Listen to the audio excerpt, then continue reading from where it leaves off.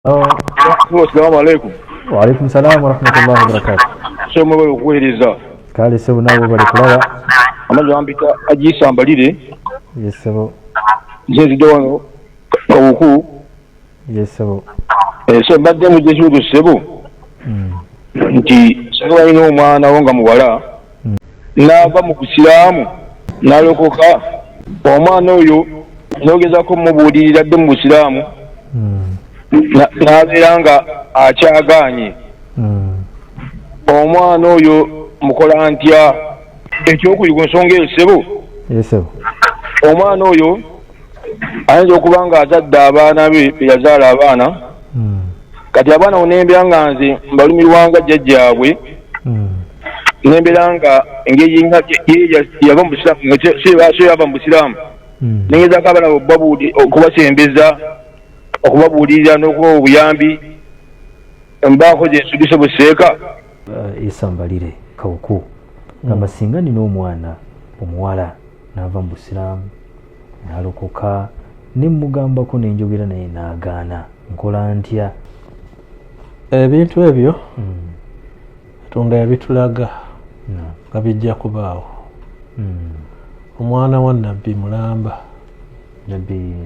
nabbi Nuh yagaana okugoberera kitaawe naye nga waani wannabbi asigala akuluma kuba mwana wo era Nuhu yagaa inna ibni min ahli wa inna wa'adaka alhaq wa anta ahkamul hakimin naam wa ahkamul hakimin kiraga amuluma omwana wange wa munju wange endagaano yo mazima gye wandaganyisa abenju okubawonya amataba gwe mulamuzi asinga abaki qala ya Nuh innahu laysa min ahlik Katonda namuddamu si wa mu bantu bo oli bwagaana eddiini y'obusiraamu n'agivaamu abaamaze okwawukanako takyali mu bantu bo era omuntu oyo yu'amal mu'amalat al-murtad tumukolako daawa n'agaana tukolagana naye nga bwe tukolagana ne murtaddi avudde mu busiraamu